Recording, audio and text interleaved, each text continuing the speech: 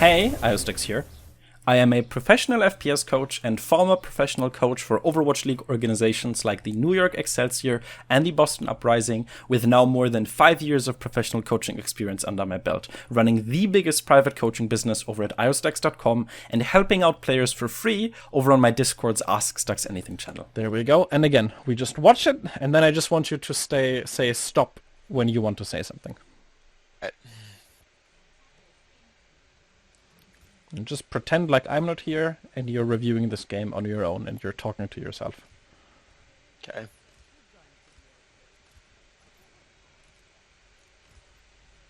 Okay, pause there.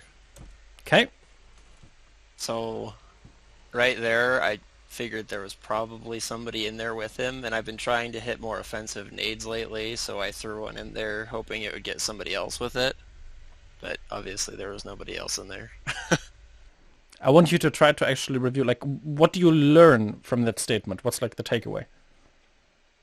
Don't throw any blind nades. Okay, so that's a don't, but don'ts don't really help us improve that much. Unless they are, kind of followed up by a do. Okay. If that makes sense, Uh-huh. So, okay, so we like... If you just imagine and kind of scale this process up, okay? So you look at a part of your gameplay, and you're like, I did this, it didn't work, don't do this the next time. You just look for mistakes, and then you try to avoid making those mistakes again in the future, right? Yeah. Okay. Next team fight. I tried doing this, it didn't work, don't do this. Next team fight. I tried doing this, it didn't work, don't do this. Next team fight. I tried this, don't do this. I tried this, I don't do, and so on and so on and so on. Right? So let's say you review like 100 team fights. And after every single team fight, you're like, don't do this, I shouldn't do this either, definitely shouldn't do this really didn't work, I threw here, I shouldn't do this, and so on and so forth. Do you see where that leads? Not really. So what you're doing right now is you're basically creating a negative feedback loop. It's when you kind of fill your head with a bunch of things that you're not allowed to do. This is actually something that is very common in psychology when people look at how younger kids are raised. So children who are often told no by their parents, who are kind of put under a lot of limitations and restrictions, they tend to have confidence issues later in life, and they tend to be a little bit more introverted because they are so worried about what can go wrong, because only negative consequences are presented to them. So what you're doing right now is you're looking at all of the things you do, and you're basically saying, I can't do this. Like right here, for example, you blindly threw a nade in, and then you're like, okay, I shouldn't blindly throw in a nade. And then maybe in the next team fight, you do something with your sleep dart, and then you're like, okay, I shouldn't use my sleep dart like this. But the problem is that in order to actually get good at the game, it's not just about knowing what bad gameplay looks like. It's about trying to figure out what good gameplay looks like. Because if you just keep stacking all of those don't do that, eventually you're just going to stand and spawn. Because you're like, well, I can't do this because then I would die. And if I do this, then I would also die. And if I do this, then my teammates are going to die.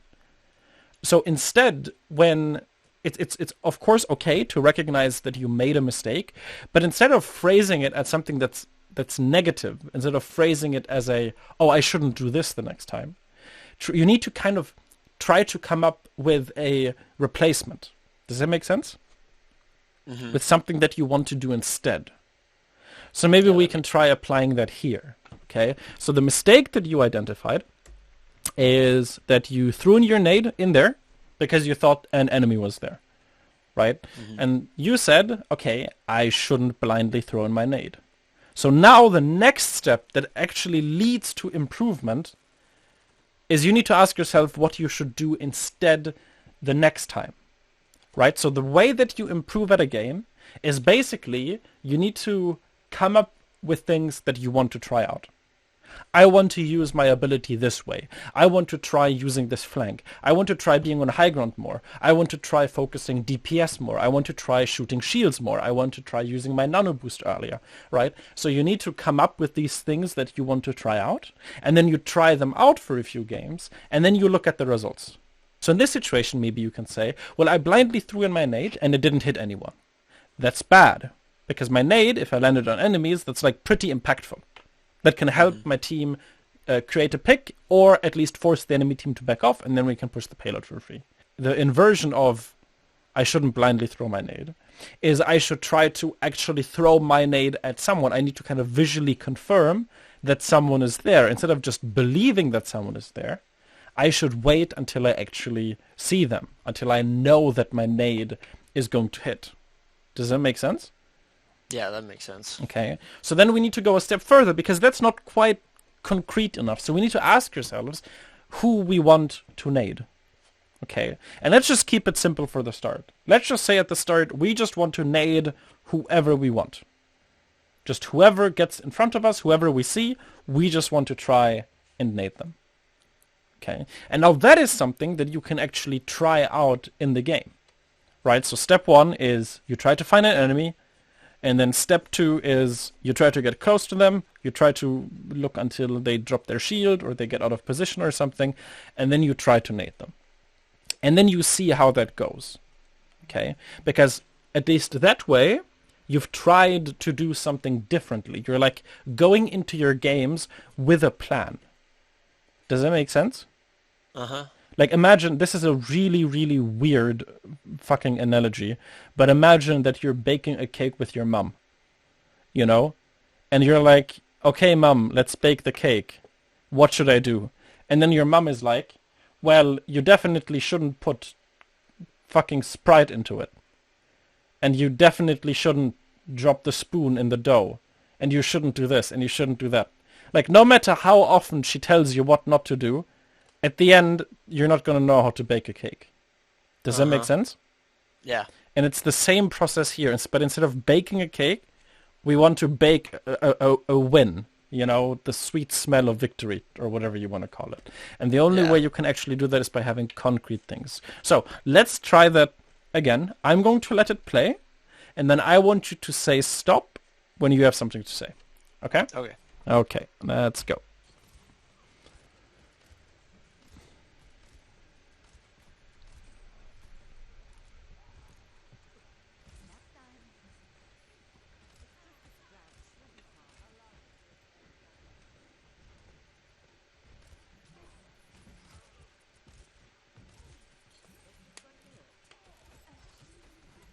All right, stop it there.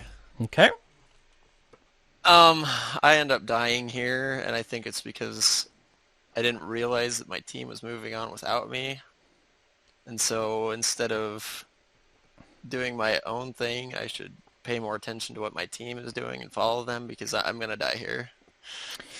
Because I'm split from my tanks, and they moved on without me quite a while ago, so I should have been paying attention to them, moved with them. Okay, but so the issue that you've identified is you died because you were split from your team. So what did you say? How can we prevent that? What should we... So we know what not to do. We shouldn't get split from our team.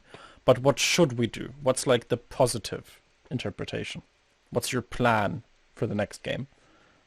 I should pay attention to my tanks a little bit more as to where they're going on the battlefield, and try to stay a little closer to them. Exactly. And that's very important, because now you have something to actually work on. Like, when did you play this game? This was last night. When you went into that game, did you have like a specific thing you were actually trying to practice? I mean, there's been little things that I've been trying to practice. Like, I've been trying to hug corners a little bit more and jump less and try to hit more offensive nades. But, I mean, it's never been anything really specific. And that's the problem, because what is your goal in the game? Is your goal not to die? That's one of the goals. I mean, the biggest goal is to win. So what does that mean in overall? Yeah, okay, so the biggest goal is to win. And the way that you win the game is by winning individual team fights, right? That's your goal. When you VOD review, you shouldn't ask yourself, how could I have prevented this death? The only question that's relevant is, how could I have prevented this lost team fight? We lost this team fight, what could I have done to win it instead? right? And that's very important because you said earlier that you focus on things like playing around corners, landing more offensive nades, etc. And those are all good things to focus on, but it's important that the things you focus on have an effect on the outcome of fights. Okay? And the reason why I mentioned that is because you actually made that mistake right here. So you paused here because you said that you were about to die. And then you said the reason you died is because you were split from your team. Now, being split from your team and dying is a bad thing. And if you go into your next game and you focus exclusively on not getting split from your tanks, then after maybe 10 to 20 games, you should start to feel a little bit more comfortable keeping track of where your tanks are and not getting too split of them. Improvement is also about motivation, because it can be very frustrating if you feel like you're improving, but you're not actually winning more. This is something that actually happens to a lot of people. They do end up improving as players, they fix their mistakes, they build good habits, like keeping track of where their tanks are, but they still don't win team fights. And the reason for that is because they have this mindset of only focusing on deaths and like personal mistakes, right? But if you look at this fight, okay, let's just look at your death. There you go. There's your death. Is this death what cost you the team fight? Yeah, I think it was. Because everybody else ends up dying on the other side of the tunnel Not there. not quite.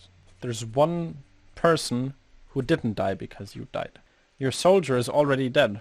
I think he's the first person who got picked, right? Actually, no, Farah died as well. Look. Okay, so you're chilling here, and then Farah dies right there.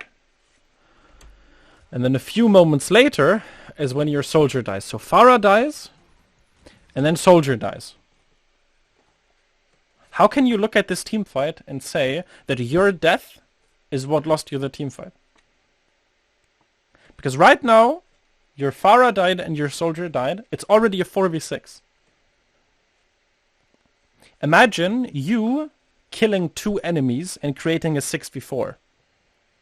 You would probably think that you won the team fight. Like, it's a 6v4, it's basically over. At that point, it's just cleanup, right? So the fight is already decided. Like, you're 4v6. Like, it's over. You need to wait until they respawn. This is like the regrouping phase. This team fight is not really winnable for you anymore. I mean, of course, maybe Roadhog lands like some insane hooks and the enemy team just feeds, of course. But generally speaking, when you're in a 4v6, the team fight is already over. So your death turned a 4v6 into a 3v6. It turned a lost team fight into a lost team fight. So even if you fix your death, even if you build a good habit, aka keeping track of your tanks, right? Let's say that in the 10 games leading up to this game, you would have focused exclusively on staying with your tanks. Would that have had any effect on you losing this team fight? No. No. Sure, you wouldn't have died because you weren't with your tanks, but it's a 4v6. Like, you would have died anyways. You know, even if you were with your tanks, probably still would have died. It's a 4v6. So that's why it's so important that you don't just focus on like when you die and then say, oh, I died. That's a mistake. There's good deaths and there's bad deaths. In some situations, you can actually do something called a stagger. A stagger is when your entire team dies, and then instead of just dying with them, instead of just accepting that the team fight is over and dying with them and then regrouping, you stay alive and you drag out the team fight and you waste a bunch of time. So all of your teammates have already respawned and they've already regrouped, but you just died. So they're standing there as 5 and they need to wait for you to come back because you died super late. That's called a stagger. Yeah, Okay. I had a really bad stagger at the end of this match. Exactly. So in that case, a stagger is a really bad death. So in that case, when you see the team fight is over, you should just die. You know, it's something that you see in pro play. It's like a call that gets made. When a team fight is lost, the in-game leader, like the team captain, just says, reset. Die on card. Yep. Which basically tells them, like, take as much ult charge as you can with you. Maybe you can try to get a pick, but just die as quickly as you can so we can regroup and give it another shot. So that's why focusing on deaths is not that good. You want to focus on winning team fights. So in this case, there's two ways that you could have won the team fight. You can either ask yourself, okay, is there anything I could have done to keep Farah and Soldier alive? Right? That would be one perspective. So for example, you can say, okay, the Farah died. Why did she die? Or what could I have done to prevent that? So right here, Farah dies, right? So this is like the catalyst of the lost team fight.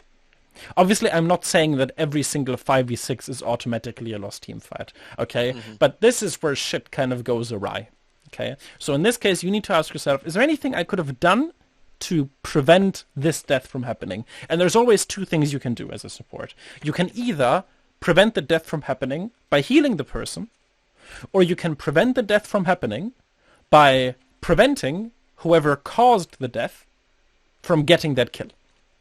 Okay? So, both are valid approaches. Okay? So, let's say we take the approach of, is there anything I could have done to prevent the Farah from dying? Well, you could have tried healing her. You didn't even try healing her, right? It's one thing when a person dies, but you were healing them, but the damage they took was just too much. Maybe they got one shot by a Widow. You can't heal that, of course, right? But in this case, since they died because of an Ana, the damage she took was pretty slow. Maybe we could have healed him, right? But we didn't because we didn't saw her. And now we can say, well, I didn't saw her. That's a mistake. Next time I should make sure that I don't miss her dying. But that's not that great. A better approach would be, again, to phrase it as a do. You know, we do want to keep track of flankers. When your entire team is grouped together, it's very easy to keep track of them. But with the Farah, she's up in the sky. So this is something you can focus on in your games. You can say, okay, on my team comp, who doesn't play with the team? Maybe it's a Tracer, maybe it's a Hammond, maybe it's a Farah, maybe it's a Farah with a Mercy. And then once you see that, you can say, okay, so I need to keep track of where my team is, but I also need to keep track of where my Farah is. Where the fuck Farah died? There she is. Okay, there you go. So not only do you need to keep track of the people down here, you also need to keep track of people who are up in the sky. Especially, right, so this is kind of a bonus point. In this situation, you don't have a Mercy. You play a Farah without a Mercy. And your other support is Moira. So just by looking at the team comp, you know that you're going to have a teammate who's up in the sky, and Moira obviously can't heal her. So Because she doesn't have the range. So it's your job. So right from the get-go, you should have known, I need to keep an eye on this Farah. Because I am solely responsible for keeping her alive. Okay, so that is the first approach that you could improve this team fight. You could have recognized by looking at the team comps that Farah could, you know, is not going to be with the team, and you need to put special effort into keeping track of her and keeping alive. Okay, and then that could have potentially prevented the lost team fight, because then the enemy team never would have gotten that pick, and then maybe Farah would have continued to kill like 3 people. Let's say that you did look at the team comp, and you did know that you needed to pay attention to her, and you did try to heal her. Let's say right here when she was dying, instead of ignoring her, you were actually trying to heal her. But in spite of your best efforts of healing her, let's say you tried to heal her, you landed all of your shots, but it just wasn't enough, and she died anyways. Okay, in that case, the approach of trying to keep her alive doesn't work anymore. So this is where we get to the second alternative. The second way that we could prevent the team fight from being lost here, aside from trying to prevent the enemy team from getting the pick by healing her, is to get rid of the enemy's opportunity to get that kill in the first place. So in this case, the Farah died partially because Ana was shooting her. Right? Where's the enemy Ana? Let's see. The enemy Ana is like chilling in the back here. Okay. So then you can ask yourself, is there anything you could have done to prevent the Ana from killing the Farah? I'm going to give you a little spoiler alert to keep the shot. Probably not. She's like on the other end of the planet. Yeah. Like there's no way. Right? Okay, so that's not really a way. So healing her isn't an option, because even if we heal, like hypothetically speaking, let's say we did try healing her and it just wasn't enough healing. So that is off the list. That simply didn't win us the team fight. Trying to deal with Ana, sure, maybe you can try to go on some crazy flank on the enemy supports, but you're very quickly going to notice that going on flanks as Ana to kill enemy supports is not really her strong suit. So that's not really an option. So you need to ask yourself, okay, well, she killed my Farah. Why am I not killing anything? I mean, if she can kill my Farah, maybe I can kill their Junkrat or something. Right? And this is where we go full circle. Okay. Okay. So that kind of brings us back to the nade. So this is like the big cinematic reveal. Earlier, we talked about you wasting your nade here. Okay, it's all connected. You wasted your nade here because you used it blindly. Now let's imagine that instead of using it here, we would have thrown it over here, on the Roadhog, on the Junkrat, on the Zarya. That would have forced them to fall back. Maybe they would have given up the high ground. Maybe it would have allowed our team, like the Roadhog, look, he's falling back because he got anti-naded. If you would have anti-naded the enemy team, they would be falling back. Ana wouldn't even be in this position. They would be holding all the way back here. Your Pharah would be fine. The card would be pushing. So you kind of need to just progress by looking at what's costing you, what's losing you team fights, right? And then ask yourself step by step how you can fix that. Right here you lost the team fight because Pharah died. The first question, could I have healed her? If you tried healing her and you don't think it would have made a difference, you can move on to the next thing. Could I have prevented Ana from killing her? No, not really possible. Okay, next thing. Could I have maybe landed a nade to force the enemy team back? And there are situations maybe you couldn't land that nade. Maybe the enemy team have a diva and she's just going to eat your nade. Okay? And then you try the next thing. Okay? And as you climb in, as you're in lower elo, usually you don't even go that far. Honestly, like in low elo, if you would have just healed the Pharah, you probably would have won the team fight. Okay? But maybe you climb to higher elo, maybe one day you're in plat or diamond, and then you get to that situation where in order to win this team fight, just healing Pharah isn't enough. You need to land that nade. Okay? But then maybe one day you're in even higher elo, right? Where you healing the Pharah wouldn't make a difference. Where you landing the nade wouldn't be possible, because maybe they have a diva who just eats it, or a Sigma who just eats it, or a Reinhardt who blocks it, right? And in those situations, we actually don't look at won or lost team fights anymore. We look at the success of individual team fights. We don't ask ourselves, oh, I lost this team fight, how could I have won it? Once you get to super high elo, we ask ourselves, oh, I lost this team fight, how could I have lost it less hard? Does that make sense? Okay. We lost it, but how could we have pushed the payload further? How could we have maybe made the fight closer? How could we have maybe gotten more ult charge out of that? How could we have maybe lost less space? Etc., etc. Okay?